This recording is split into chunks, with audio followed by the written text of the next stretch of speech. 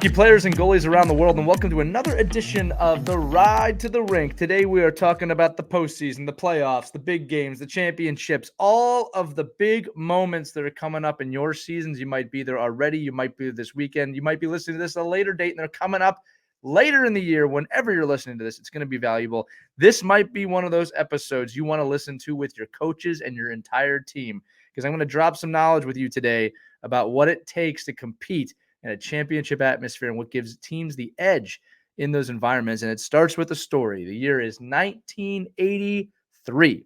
The New York Islanders are taking on the Edmonton Oilers in the Stanley Cup Finals. The Islanders had just won 3 cups in a row. This is their 4th appearance in a row. And they're playing a team with a few young players, one named Wayne Gretzky, one named Mark Messier. These are future Hall of Famers. One of them is going to be the greatest hockey player of all time in Wayne Gretzky. But at this time, kind of like where Connor Bedard is at today, a lot of hope, a lot of promise, but unproven. No cups, no championships, not really any records yet at that point, not any crazy ones at least. And here they are playing the Islanders in the Stanley Cup Final. And the game is being played at Nassau Coliseum, where the Islanders play. And the Oilers lose the Stanley Cup to the Islanders in 1983. And the way Nassau Coliseum was made at that time, the losing team had to walk by the winning team's locker room.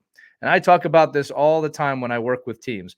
Wayne Gretzky had to get up, Mark Messier had to get up, that whole team, and walk by the Islanders' locker room. And they went by, they couldn't help themselves. They looked into the locker room, and what do you think that they saw? Now, the common answer I get here is celebrating, champagne, shouting, screaming, people hanging from the ceiling because they won the Stanley Cup.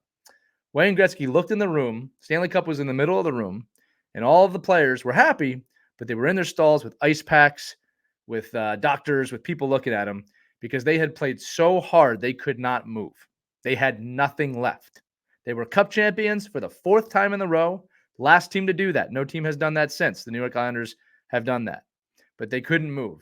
And Wayne Gretzky said famously, that's when I realized what it would take to win, because I could still play 3 or 4 more games.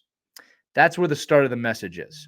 You have to be able to go through the playoffs and know and look at your teammates and look at your coaches and then look at yourself and say at the end, I gave everything I could give to try and win this game. Look, I hate losing. I don't like it. It's one of the things I like the least on this planet. But the only way I can handle a loss is if I know myself and my team did everything we could to win. If a better team comes along and beats us, it's fine as long as I know we did everything we could. I have a real hard time when that's not the case. That's one of the things I want you to know as you go into the big games, right? Really, any game.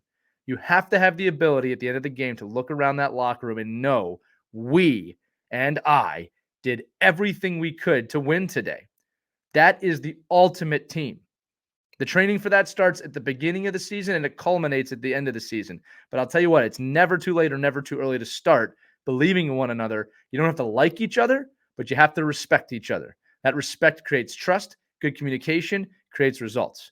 Let's go back to the story. We're going to fast forward one more year, 1984. Guess who's in the Cup Final? Oilers, Islanders, Gretzky against the same team. 5th Cup appearance in a row for the Islanders, except for this time, they did not win. The young Wayne Gretzky-led Oilers won their first cup. It would be the first of 4 in 5 years. And they said, because of that year before, that loss taught them how to win. Here is my challenge to you. I challenge you to not be Wayne Gretzky, to not be the 1983 Oilers. I challenge you to learn now that you need to understand what it takes to win. You don't have to lose to win if you understand what I'm talking about, even though losing is the greatest teacher. Stand up for one another, believe in one another, look each other in the eye, and know that that person is going to do everything they can to win, and they know you're going to do everything you can to win. That is a championship secret. And that is this week's Ride to the Rink. I hope you enjoyed it. You can hear all of the Ride to Rink episodes on ourkidsplayhockey.com. But obviously, I'm wishing you all the best. I don't wish luck. I don't believe in luck. You make your own luck. I'm wishing you all the best here in your postseasons, in your summers, in your regular seasons, whenever you're listening to this. This is a key to success. I'm Lee Elias, and we will see you on the next edition of the Ride to the Rink. Skate on, everybody. We hope you enjoyed this edition of Our Kids Play Hockey. Make sure to like and subscribe right now if you found value wherever you're listening, whether it's a podcast network, a social media network, or our website, ourkidsplayhockey.com. Also, make sure to check out our children's book, When Hockey Stops, at whenhockeystops.com. It's a book that helps children deal with adversity in the game and in life. We're very proud of it. But thanks so much for listening to this edition of Our Kids Play Hockey, and we'll see you on the next episode.